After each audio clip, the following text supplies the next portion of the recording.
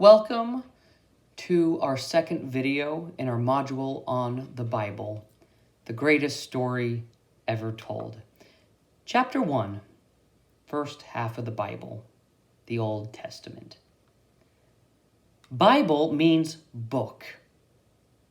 But as it has already been stated already, the Bible is really a library of many books written by many different authors over about 1,500 years. It tells of the religious experience of an ancient people, the nation of Israel, and the early Christian church. Old Testament. For Jews, the Old Testament consists of the law, prophets, and writings. They call this section the Tanakh or Torah. For Christians, it includes the Pentateuch, historical books, wisdom literature and poetry, and prophets. Christians call it the Old Testament, but it also can be called the Hebrew Bible, Hebrew Scriptures, or First Testament. In this first part of the Bible, Jews and Protestant Christians share the same writings. But Christians have 39 books, and Jews have only 24. Why? This is because 1st and 2nd Kings is one book called Kings, 1st and 2nd Samuel is one book called Samuel, and 1st and 2nd Chronicles is one book called Chronicles. Ezra and Nehemiah is one book called Ezra/Nehemiah, and the 12 minor prophets, Hosea, Joel, Amos, Obadiah, Jonah, Micah, Nahum, Habakkuk, Zephaniah, Haggai, Zechariah, and Malachi are one book called the 12, written on one scroll. Each of these 24 books are written on separate scrolls.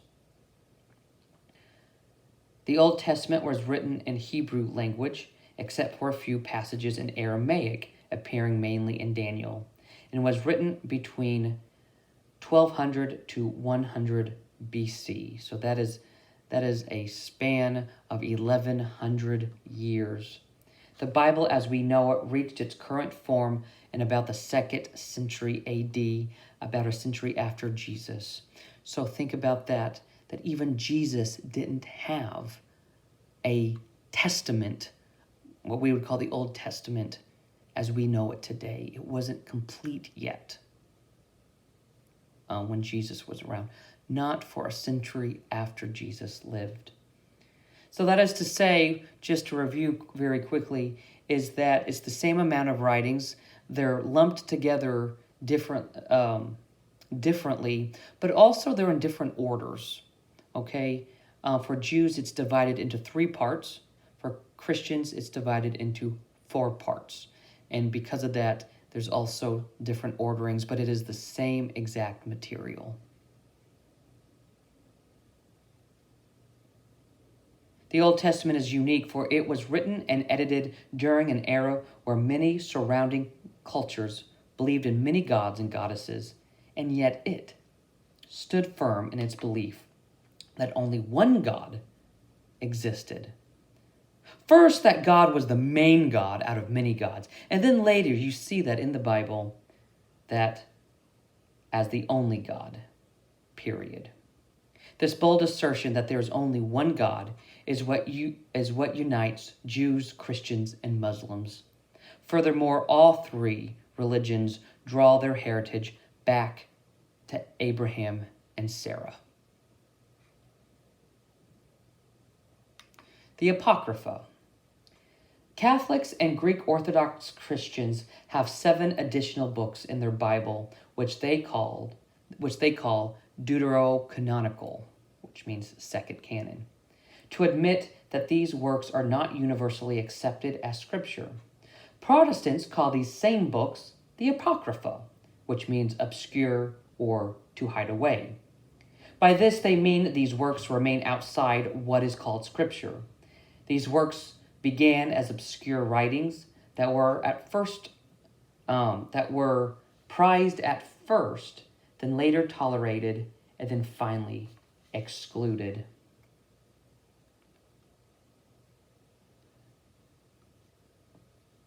For the Catholic Bible, you have the 7 books listed there: Tobit, Wisdom of Solomon, Baruch, Ecclesiasticus, 1st Maccabees, 2nd Maccabees, Judith, plus additional chapters in Esther and additional chapters in Daniel.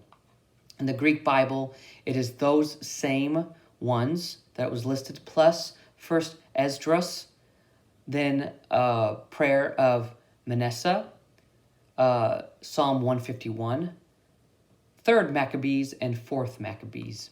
In the Russian Orthodox Bibles, it's those same things plus 2nd Esdras.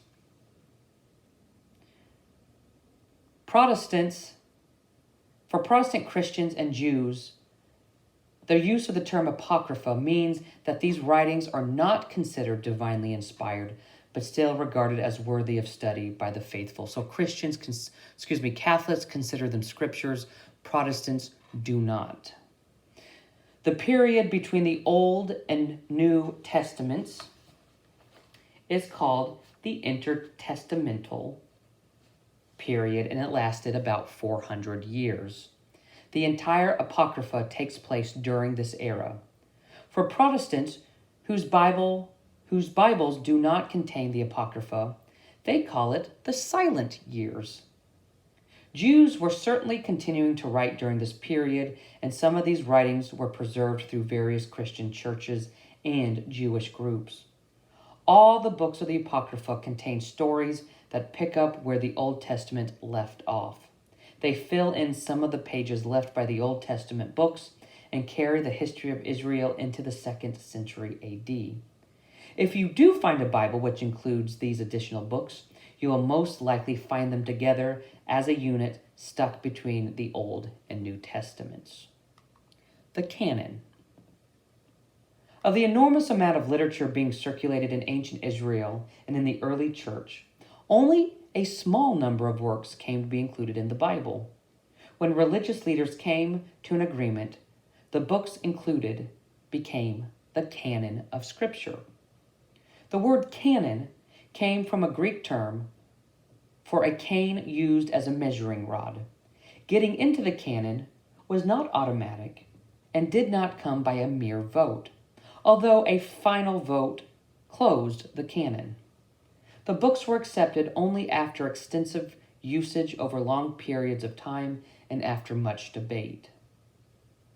The year 1977 saw the introduction of a new space saga called Star Wars, the creation of film director George Lucas.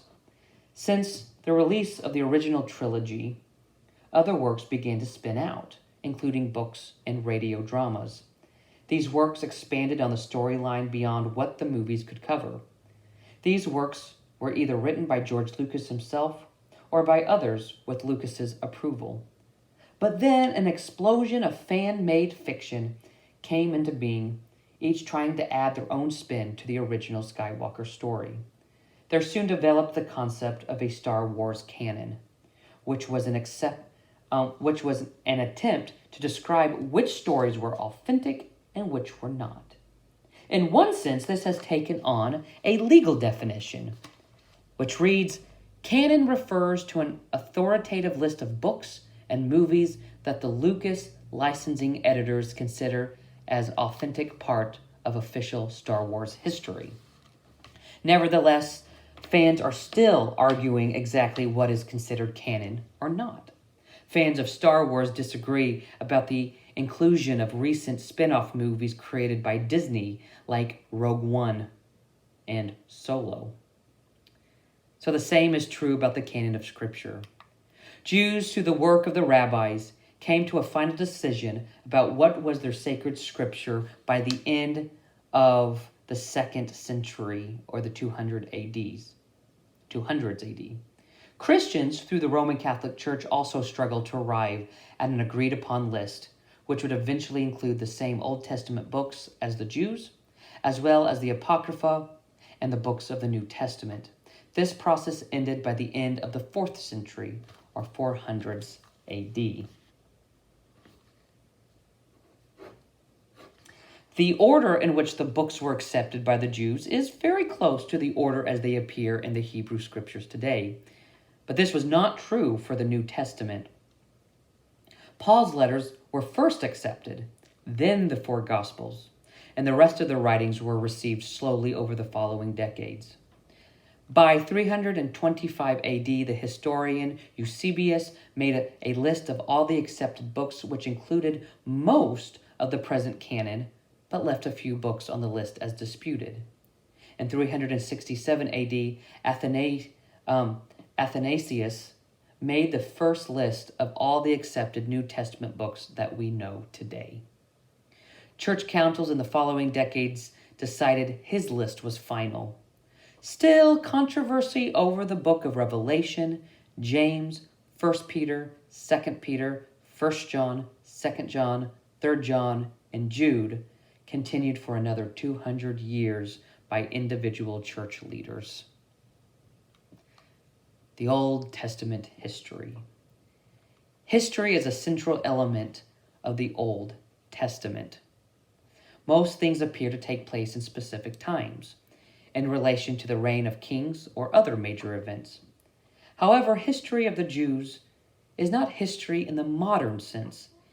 It is the story of events seen as revealing the divine presence and power.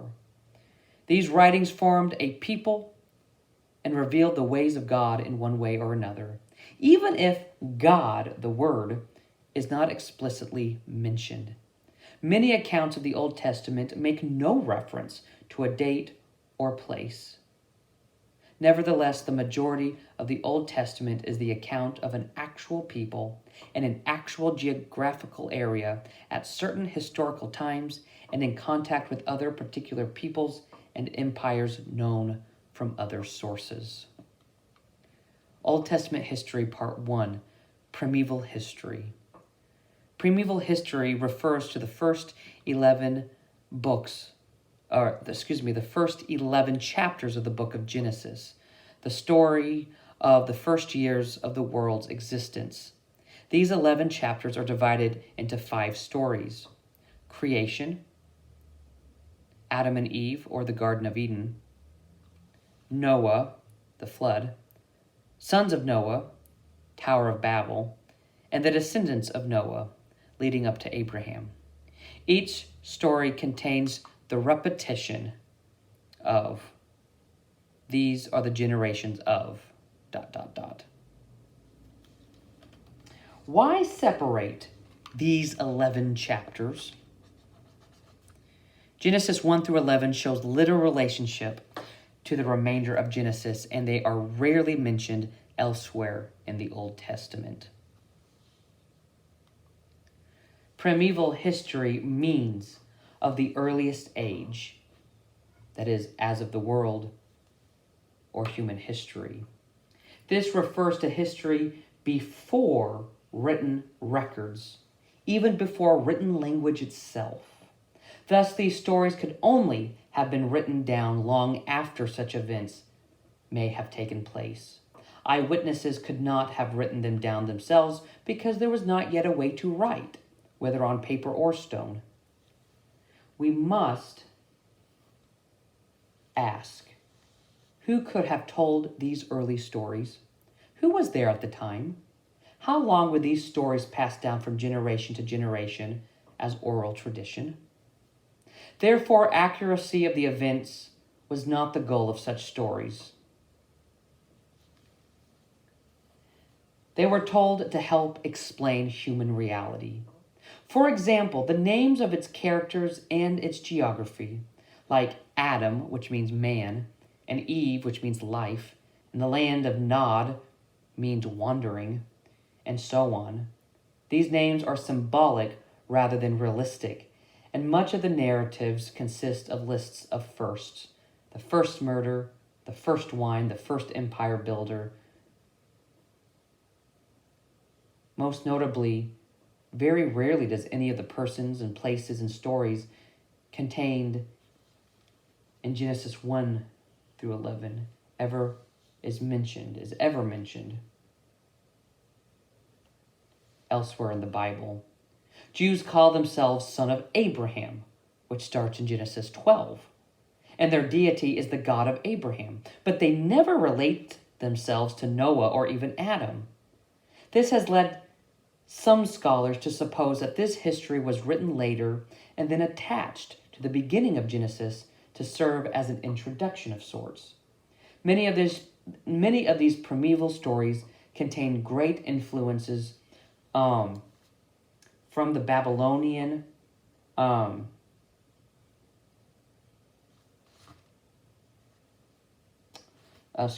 most of these primeval stories were greatly influenced by Babylonian culture, that most scholars today date these stories from around the Babylonian exile and later. This story tells how God creates a world which is good and how evil contaminates it through disobedience and violence. Each story in this section of the Bible is being told specifically to explain universal truths. The Bible is not a scientific textbook. It doesn't care about reporting history or trying to describe exactly how God made the heavens and earth in all of its finite details. It is concerned about seeing history as the history of God with humans. Thus, the Bible is very selective on what it reports and very intentional about the way it describes its stories. It is not a day-to-day diary of ancient people. It is a retelling of history to help readers understand humanity through the eyes of God. This is what makes the Bible all about truth. Now the story gets specific, part 2 of Old Testament history. Now, by the 12th chapter of Genesis, the Bible begins to slow down and focus on a specific people, the Hebrew patriarchs, or Abraham, Isaac, and Jacob, during the early 2000s BC.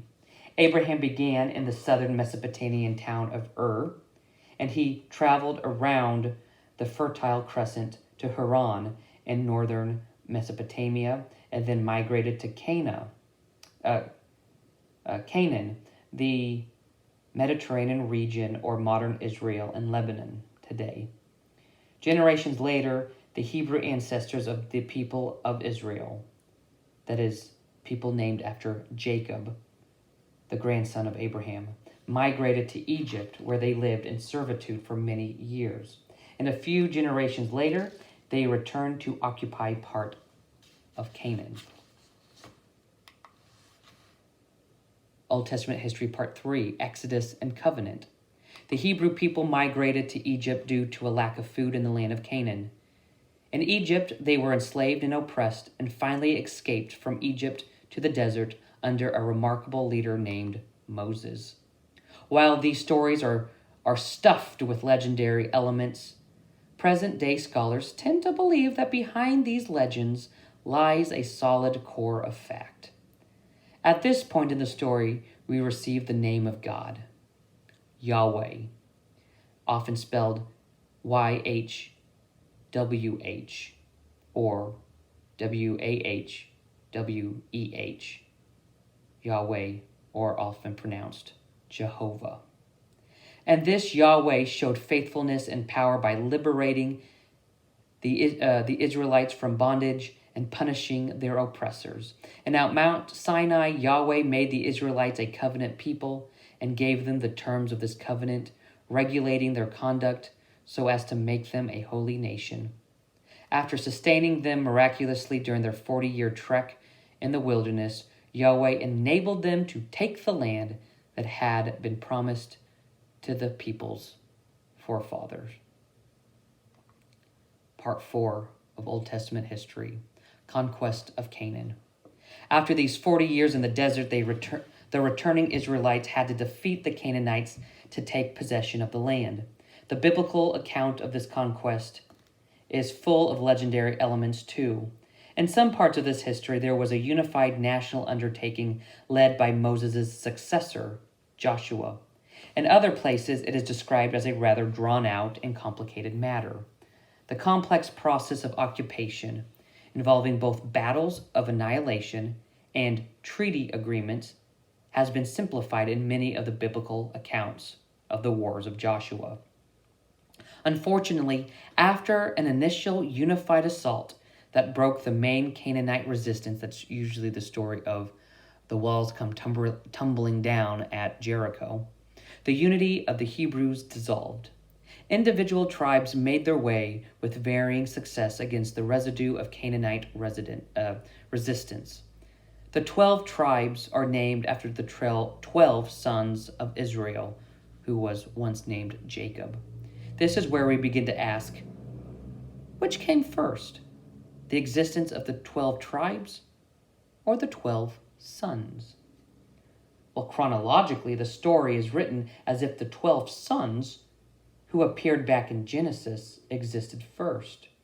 But the curious person may wonder, were the 12 sons added to the story as legendary founders of the 12 tribes? In other words, when we read the stories of Jacob's 12 sons, are we really reading about personified versions of each tribe, so that the personalities and actions of the individual sons are actually describing the characteristics and perceptions of the 12 tribes that would later exist in the Promised Land? Part 5, the United Monarchy, Old Testament history. The next part of the Bible describes the era of the Judges. During the time of the Judges, found in the book of Judges, the Israelite tribes lived as a confederation under short-lived charismatic leaders called judges. This lasted for several generations. The story of the Judges is a long repeating cycle of faithlessness of the people, which led to widespread destruction and the necessity of God to act on faithfulness to draw people back. The United Monarchy was formed when enough tribes became in favor of introducing a king to rule over them all. Having a centralized leadership would give them strength of unity, was their answer to increasing pressures from their nearby enemies, the Philistines. In the 11th century BC, Samuel the prophet, who was the last of the judges, anointed Saul as king around 1020 BC. Under this act, the monarchy was established. Next came David, Saul's successor, from 1010 BC. He further united the tribes and strengthened the centralized rule of Israel and cleared the territory of foreign invaders. He captured Jerusalem and made it the capital of his new united kingdom, to where he moved the sacred Ark of the Covenant, the supreme symbol of the Israelite religion. And next came Solomon, David's son, who reigned from 961 to 922 BC. You'll notice the numbers run backwards in BC. Under him, Israel became a thriving commercial power. In his later years, his unpopular policies, like his oppressive forced labor, led to eternal discontent and rebellion. Foreign kings like Aram and Edom staged successful revolts against him. The central and northern parts were especially oppressed by Solomon's policies and split off soon after his death and formed Israel, a separate kingdom. The United Monarchy thus became a divided monarchy of Israel in the north and Judah in the south. Before you is the kings of the United Monarchy. The kingdom began to split under King Solomon and fully split under King Rehoboam. And the United Monarchy existed about 119 years. Part 6 of Old Testament history, the divided monarchy. Israel often engaged in conflicts with Judah, and yet at times joined together to fight against foreign powers. At first, the new kingdom of Israel had great instability with their rulers until Omri reigned.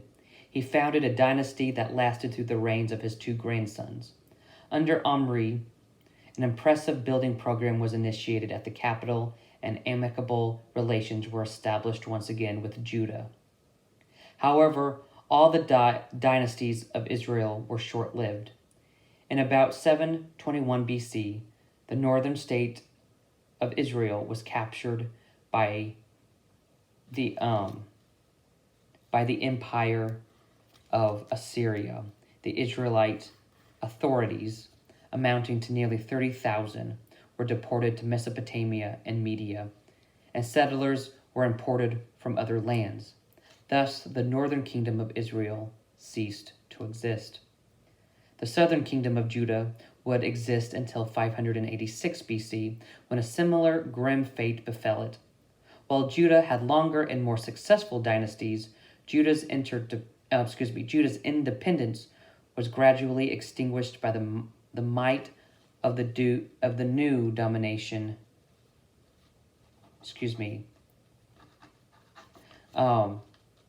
Extinguished by the might of the new dominating Babylonian Empire. So as you can see there, the 10 tribes formed Israel in the north, and they lasted about 219 years before they fell in 722 to Assyria. Israel becomes an Assyrian territory. Judah, which was the tribe of Benjamin,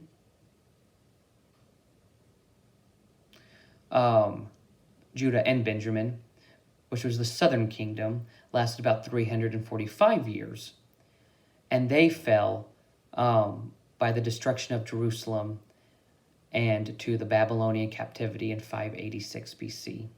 So there was 126 years difference between the length of how long these kingdoms lasted once they divided. Part 7, Babylonian exile, Old Testament history. Most of the Old Testament stories about this era came from Judah, the southern kingdom. The Bible does not dwell on Israel's annexation by Assyria. The Bible concerns itself with Judah's Babylonian exile. The Babylonian exile, or Babylonian captivity, was the forced detention of Jews in Babylon following their conquest of the kingdom of Judah in 598/7 and 587/6 BC. It happened on several occasions. Several deportations took place, and not all Jews were forced to leave their homeland. This exile formally ended in 538 BC when the Persian conqueror of Babylon, Cyrus the Great, gave the Jews permission to return to Palestine, or the land that they had come from, the Canaan. Returning Jews left Babylon at various times, and some Jews may have even chose to remain in Babylon. The exile lasted somewhere between 48 to 70 years. During this exile, the synagogue was established. This was a way for Jews to maintain their national spirit and religious identity in a foreign land. Many of the Jewish festivals were probably developed during this time too, including circumcision and other rituals developed. Many parts of the Old Testament were being written down and compiled around this time they were in exile. The majority of the Old Testament documents are starting to take shape in this era.